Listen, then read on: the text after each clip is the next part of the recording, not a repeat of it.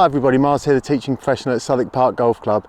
Just following on from one of my other videos about on-course tips and management strategies, I thought I'd just push on a bit further with a few other tips and some psychological ones. As we all know, the game is almost as much mental as it is physical, and if your head's not right where you're playing, you're going to play some pretty poor golf. So here's a few tiny tips for you that could make things a little bit better for you. So my first one is around the golf ball, right? So what's the first thing you notice a tour player do once he marks his ball and picks it up? The first thing he does is throws it to his caddy, because the first thing you should do whenever you get that in your hand is clean it. Seems really simple. If you got a ball in your hand, clean it. Something I learned as a junior. You might just be wiping off a bit of moisture, a blade of grass, a tiny lump of mud. That could be the difference between holding a putt and missing it. So yeah, that's one. Get it in your hand, clean it. Tip number one. Two really is around the actual ball itself. So you need to identify your ball. So some people just say, what am I playing? A Strixon 3. Okay, that's fine. But you really should probably put some marks on it. So here's my little mark. I'm not sure if you can see it. There's two things on that ball. Looks backwards, I think, in the camera. So there's a line to help me putt first. I'm always going to use that when I mark my ball, and I'm going to line this up with my intended route to the hole, whether that's an inch or two left or dead straight, whatever that might be. I'm going to line that up. Now mine has a little number 31 on it. It's just a unique thing to me. I've lived in my life in 4 different houses. They've all been number 31, totally by luck. It's just become my lucky number. If I do the lottery or a raffle, number 31. And it's just a little feel-good thing. So there are tour players that could write their kid's date of birth on there, or their initials, or just something. Just that tiny feel-good thing about that in your hand. And why I've got this putter in my hand is probably one of the greatest psychological it's a Tiger Woods thing, right? Tiger Woods, all his life, all that I've known him, has used a Scotty Cameron putter.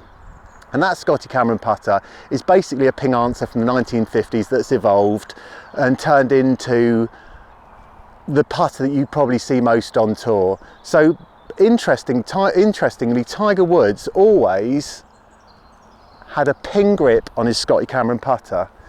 And why would he do that? I don't know. You just probably like the feel of it. But there's one crucial thing that he did, and that probably every assistant from my generation did that tried it. Ping, P-I-N-G, he'd sharpied out 2 letters, which left him looking every time he putted at the word in. It's really simple, isn't it? But every time he pulled his putter out, it said in. And in it went. Right, I'm going to just put my ball down on the green and give you another tip. So I've marked my ball, cleaned it, and lined it up with the back of the hole. My advice is just about these short putts is to not muck about, don't allow any borrow, go with a bit of pace and just hit it straight into the back of the hole. Now you do need to be a bit braver for this, but the people that miss these little short putts come in 2 ways really. They'll go so cautiously, it'll take every bobble and break. The other thing is that people tend to do is they tend to sort of follow it into the hole with their head. They're the people that drag it left. So if you're always missing short putts left, I bet you're having a sneaky look too soon and it just alters the path of the putt. So these tap-ins, don't muck about with them.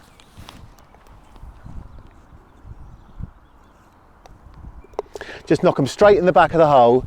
Don't let them take any break, and you'll hold more of these short putts. Okay, here's a little scenario that needs a bit of practice, but something worth considering. So you can quite often, especially in the summer, find yourself not on the green, not on the apron, but up against the collar of thicker grass. You know, it's a bit, there's no real easy way for me to hit the ball. Now, I think most of you will putt this, but for me, there's a slightly more consistent way of doing it, because I call it bellying a wedge, where you just try and hit it with the leading edge of the wedge. And that way you can just negate some of these problems with the club digging in behind the ball or scuffing it with your putter. It takes a bit of practice, but with a putting style and a putting grip, holding your club just off the ground, you can hit it near its equator without snagging up too much. and roll it out that way. It's not a bad way of doing it. It takes a tiny bit of practice. And that's ended up all right. You know, it's if you do that enough, it is a way of takes a bit of practice, called bellying a wedge, and you just basically are going to try and hit it with the leading edge. Use it up against that collar of grass sometimes. It's much more controllable than you probably think it is. This next one probably is one of the most challenging scenarios in golf, and this bunker on 13 would be one that could get you into a lot of trouble with this big lip, as your ball had come to finish right up against the face. I mean, I've got literally no room to work with there. So I've got two choices. I can sort of somehow knock it back into the bunker, but if I can, I'm going to try and get it out, because I'd rather not play for my next shot from the bunker, and these shots can be done. Now, there's a crucial thing about this. I can't play it straight. I'm just going to smash my club into the face of the bunker. Could even injure myself doing it. So we've got to find a way where my club is going to be going across the face of the bunker, because I need to keep some speed in it. So basically, it's pretty much like playing a lob shot. So there's a couple of bits to try and get this right. One is I've obviously got to use enough loft for me to get from almost 6 to 8 inches in front of me vertically upwards and get a little bit of forward propulsion. So that needs a bit of careful angling with the club head. And now I'm going to have to try and swing out on my toe line and across it at enough speed. I am going to bump into the bank, but it won't be as bad as if I tried to play it forward and then I'd undoubtedly smash it into the... Now, the worst thing I can do is get it even closer into the face of the bunker. So let's have one quick go at this.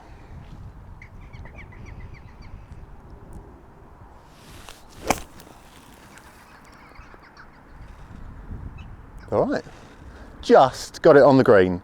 And that wasn't as hard as it just looks terrifying, but if you take the bank out of the context of it all and just played it from a flat lie, then you'd be able to do it. So I've just about, from an impossible place, you think, just about got it on the edge of the green. So yeah, another one to practice. This is what I think you do as a junior, do you know what I mean? It's or as a kid, you've got to come out at night or when it's quiet and chuck a few balls down in unplayable places and try and work out how you do it. You know, what would I do if my ball was here on the bank? I'm going to have to try and fashion some type of shot. Maybe I'm going to have to hold it down onto the shaft and get into a position like this. I mean, they're the things you're going to get once a year, twice a year. Maybe I could find myself in this unplayable position, but you wouldn't want to get there and sort of, oh, I don't know how I'm going to do this, or shall I try and play it left-handed? You'll automatically default me. I'll be in here, right? Okay, that's not too bad. As long as I've anchored myself, I'm going to play a good little chip shot. Probably no reason why I can't knock it quite close. So lots of these scenarios need practicing, and that means you going out on your own when it's quiet. Not always the easiest thing to do, but if you want to push your golf on, that's what you got to do. Well, just finally to recap this video, all these tiny things for me just layer up to make you a better player. Some of these things you're automatically doing, some of these things might be sort of thought-provoking or triggering for you, and you might start to introduce some of these things. Here's some just really other small things. So you're with your playing partner. He says, shall I go first? Yes. I want to see you putt. I want to see you the speed of the green. You might help me give you a little line or something. So if anyone wants to play before you, let them go. And also at the same time, when you're playing with your playing partner, watch each of them putt. You're going to learn so much from watching how far they take the putter back, how quickly it takes slopes and borrows. These tiny things can just give you incremental little edges.